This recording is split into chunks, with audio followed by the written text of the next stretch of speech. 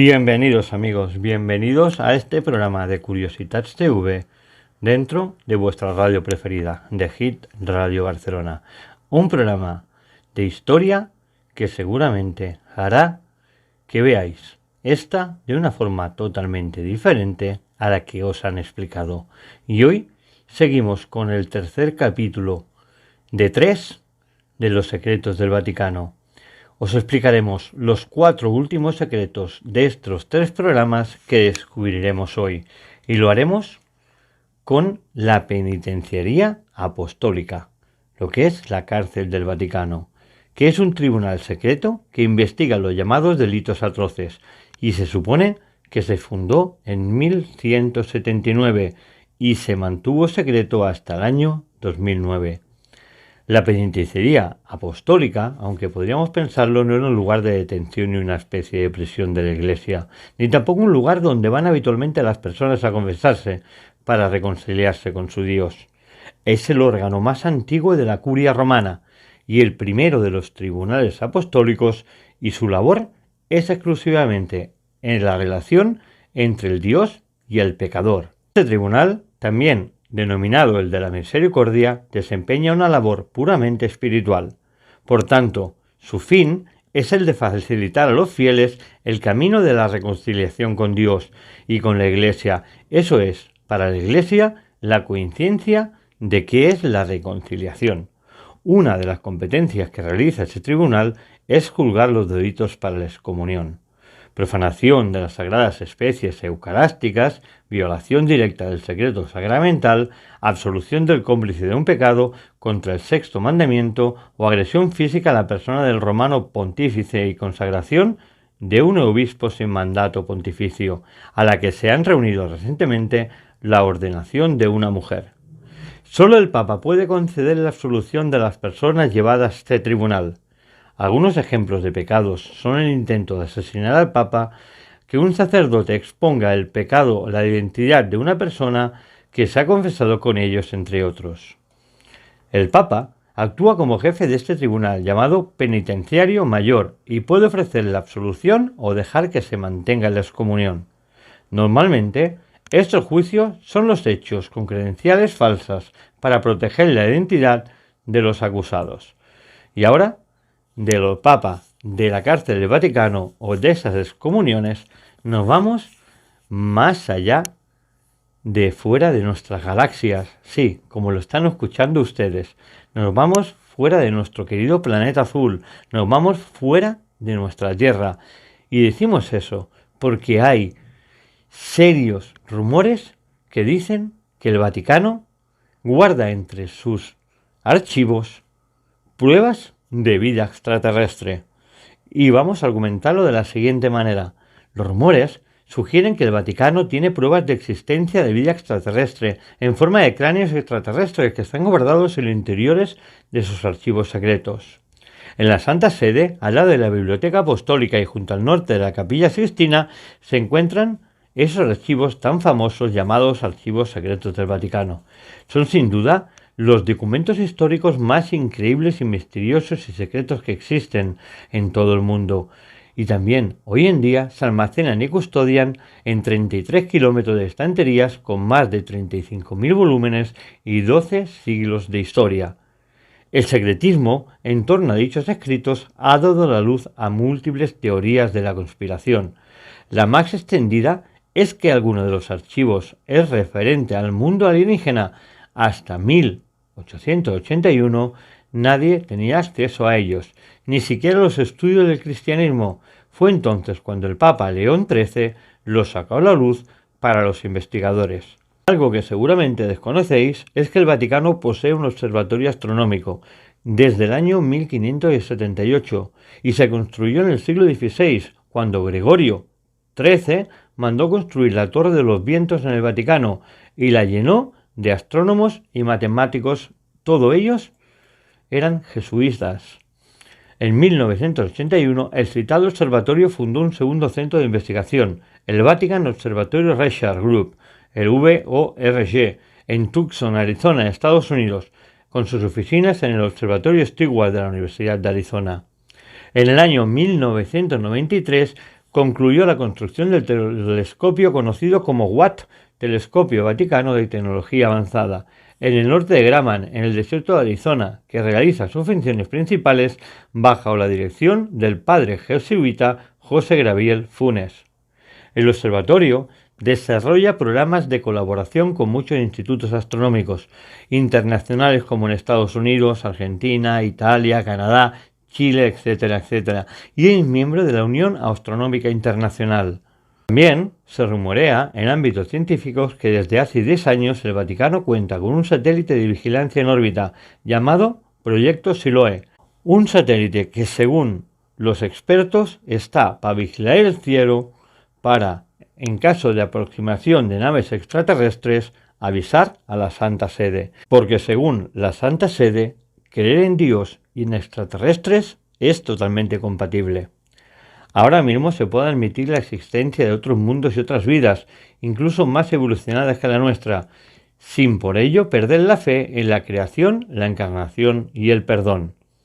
Es lícito creer en Dios y en los extraterrestres, se puede admitir la existencia de otros mundos y otras vidas, incluso más evolucionadas que la nuestra, sin por ello perder la fe en la creación de la encarnación y la redención.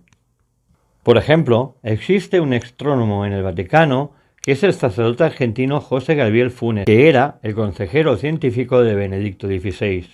En diferentes declaraciones que han sido públicas, alude que la astronomía y la fe no chocan, sino que la astronomía sirve para distribuir a los hombres la justa dimensión de criaturas pequeñas y frágiles frente al escenario inconmensurable de miles de millones de galaxias.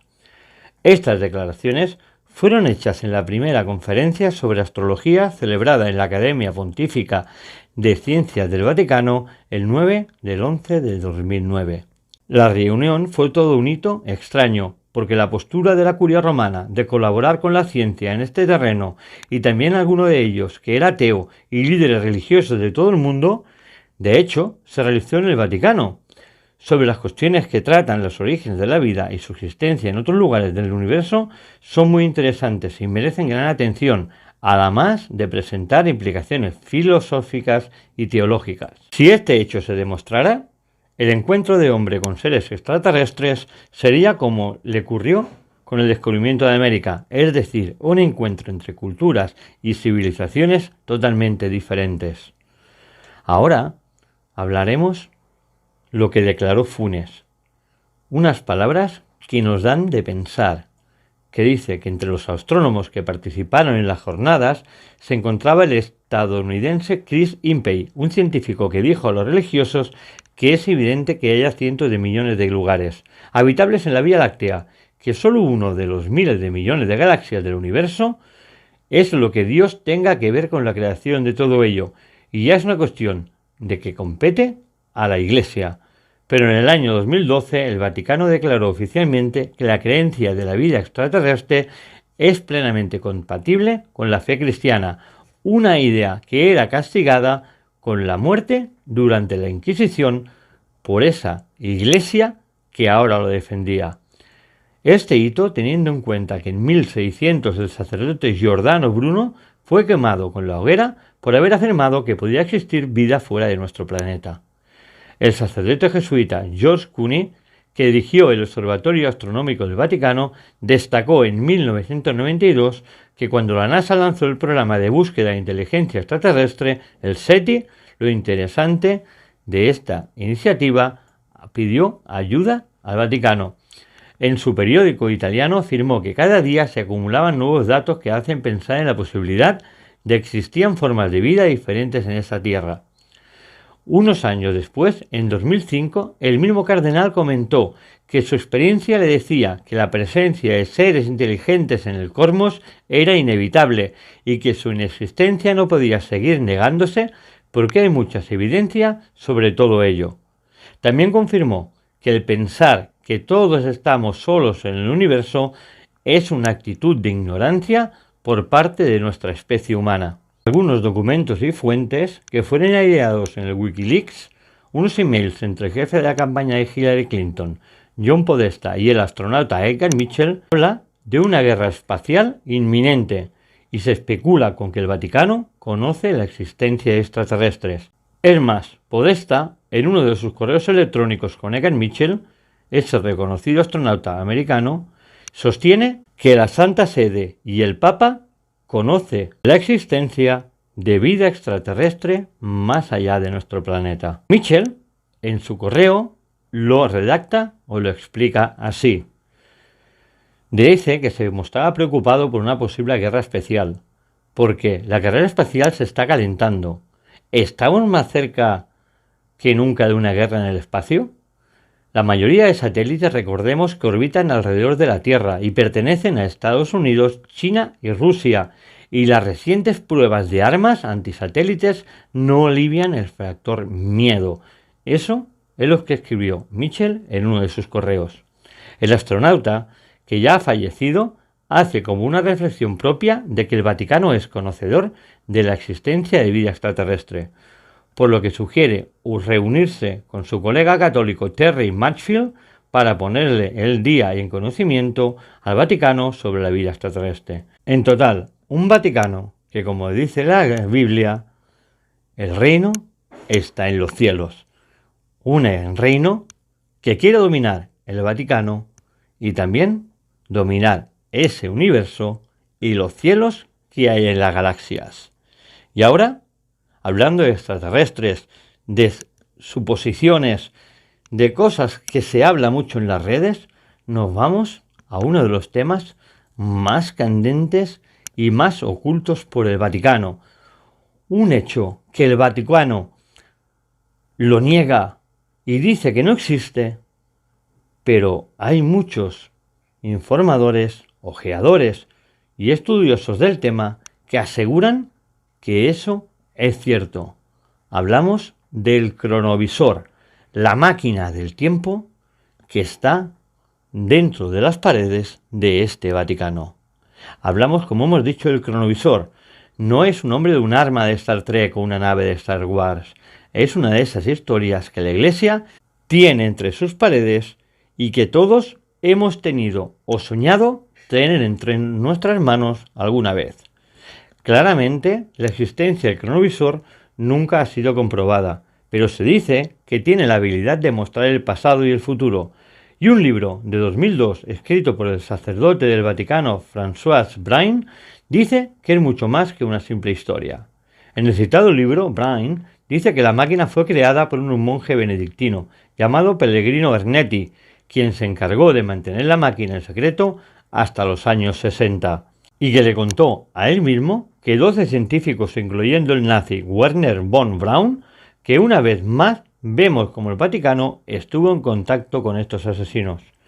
El famoso físico Enrico Fermi, ganador del Premio Nobel de Física en 1938, trabajaron con él en el proyecto del cronovisor, que ayudó a los científicos a documentar algunos de los eventos más importantes de la historia y que supuestamente podía validar algunas de las creencias más antiguas de la Iglesia. El libro que escribió Braun tiene por título El nuevo misterio del Vaticano. En él se narra cómo conoció al padre Ernetti mientras viajaba en un barco en el Gran Canal de Venecia sobre los años 60. Ernetti y él eran fanáticos de la historia, así que los dos hombres comenzaron a hablar y el tema pasó a la ciencia, y el sacerdote eventualmente le dijo que tenía forma de probar los eventos de lo que se habla en la Biblia. Fue entonces allí donde Ernetti supuestamente le reveló que trabajó con Fermi y con el científico Ignazi, que jugó un papel importante en la misión para llevar el primer hombre a la Luna. También creó un aparato con 3 antenas creadas con un metal misterioso que captaba ondas de luz y sonido en todos sus espectros. Según Ernetti, el aparato podía ser dirigido a una época específica para que el equipo pudiera ver a través de una pantalla y mostrar las imágenes mientras que el aparato capturaba el vídeo para que se pudiera ver y estudiar el resguardo de los espectros. No era exactamente una máquina de tiempo, más bien una especie de ventana al pasado que simplemente les permitía observar lo que había sucedido miles de años atrás. A mi parecer podría sonar como una locura.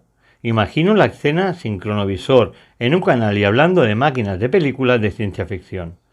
Según le narra Ernetti, el aparato les permitió observar uno de los momentos más importantes de la Biblia. Este sacerdote contó que fue testigo del discurso de Marco Tulio Cicerón ante el Senado romano en el año 63 a.C. Le aseguraba que le sorprendieron sus gestos, su entonación. ¡Qué poderosos eran! ¡Qué vuelos de oratoria!, decía el cura. Además de que aseguró haber observado la crucifixión de Cristo y muchos otros eventos que marcaron el cristianismo, incluyendo la fundación del Imperio Romano. Con el paso de los años, después de este encuentro entre el autor del libro y el sacerdote, apareció un periódico italiano, la Domenica del Corriente, un artículo que decía: una máquina que fotografía el pasado finalmente ha sido inventada. ¿Dónde usaban las historias de Arnetti para hablar sobre la máquina que se decía que estaba oculta en algún lugar del Vaticano? En ese artículo, que apareció en 1972, se publicó una foto que supuestamente mostraba el cronovisor y que el sacerdote había sido testigo de la última cena y que incluso tenía una fotografía en la que se mostraba en esa escena.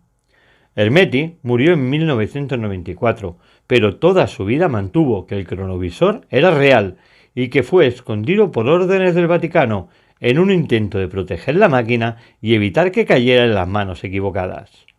Poco antes de morir, Ernetti escribió: el Papa Pío XII nos prohibió revelar cualquier detalle sobre este dispositivo porque la máquina era muy peligrosa. Puede restringir la libertad del hombre. Archivos secretos, máquinas del tiempo, naves espaciales ocultas, códigos secretos, mitos o realidades que, aunque no haya evidencia científica, toman mucha fuerza. ¿Podremos alguna vez confirmarlos? ¿O seguiremos creando contenidos de ciencia ficción? ¿Ustedes qué creen? ¿Creen verdaderamente que el cronovisor existió? ¿Creen que realmente el padre Arnetti estuvo en la última cena, en la crucifixión de Dios y en ese discurso romano? ¿Y que formó parte también de la creación de Roma? Que cada uno piense lo que quiera. Nosotros desde aquí, simplemente a través de las ondas de aquí de Curiositats TV y Hit Radio Barcelona, hacemos que esta documentación que tenemos y hemos estudiado les llegue a ustedes. Y ahora nos vamos de viaje y nos vamos juntamente con los conocidos templarios y sus famosas transcripciones. Y lo haremos empezando a hablar de un elegante estuche de piel y que al precio de 5.900 euros los archivos secretos del Vaticano han puesto a disposición de los pocos privilegiados que lo podían adquirir, que era la verdadera historia del proceso que supuso el fin de la Orden de los Templarios. Uno de los grandes juicios de la historia, el proceso contra templarios. Un ejemplar, número 800, que fue regalado al Papa Benedicto XVI. Pero el prefecto del Archivo Secreto del Vaticano, Sergio Pagano, dejó claro que esta publicación no revela nada, ya que todos estos documentos eran ya conocidos. No eran exclusiva y tampoco se pretende rehabilitar a los templarios. El proceso contra templarios contiene el folio de Chillón, un pergamino de 70 centímetros de largo y 58 de ancho, olvidado durante años en los archivos secretos del Vaticano y descubierto por primera vez en el año 2001. El pergamino, fechado en el castillo de Chinon, Francia, sede de los juicios de 1308, se puede consultar en las páginas web de la Biblioteca Vaticana. Aunque de nada sirvió la absolución papal, porque Felipe el Hermoso consiguió en 1312 el Concilio de Vienne decretara en la práctica la disolución de la orden y el 18 de marzo de 1314 Molay y los suyos acabaron quemados en la hoguera. El pergamino, omitido por la comisión papal, formada por 3 purpurados, dice así su comienzo: en el nombre de Dios, amén. Nosotros por misericordia divina, cardenales Berijario, Archileo y Landolfo, comunicamos a quien vea el presente y público documento lo que sigue. El documento o manuscrito revela, ante las fuertes acusaciones de Felipe el Hermoso, el mismo pontífice, que ordenó a los dichos cardenales interrogar a uno por uno de los templarios. El documento recoge la petición del Papa Clemente V de absolver a Jacques de Molay y sobre todo niega las acusaciones de traición, herejía y sodomía que crearon la leyenda negra de los miembros del Temple, aunque de nada sirvió la absolución.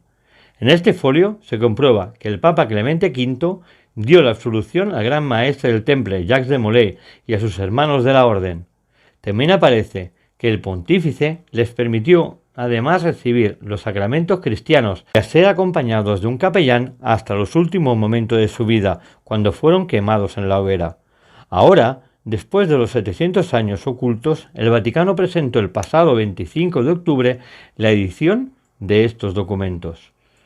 El pergamino, descubierto por la investigadora Bárbara Freil en los archivos secretos del Vaticano, ha revelado lo que fue una intriga auspiciada por el rey Felipe IV de Francia para quedarse con la ingente fortuna de los templarios. El Papa Clemente V disolvió en 1312 la Orden del Temple, debido al compromiso adquirido con el rey francés, quien le debía mucho dinero a los templarios, y a pesar de que 4 años antes, en 1308, el pontífice había absuelto a estos caballeros de las graves acusaciones de herejía o sodomía que habían sido vertidas sobre ellos. En fin, amigos, 4 secretos que hemos desvelado aquí de la Iglesia Católica, de ese ciudad o ese pueblo o ese país llamado Vaticano, de la curia romana y cristiana, en el cual los papas esconden vestigios del pasado y también documentos que, si salieran a la luz, igual podrían acabar con la fe o con lo que ellos defienden.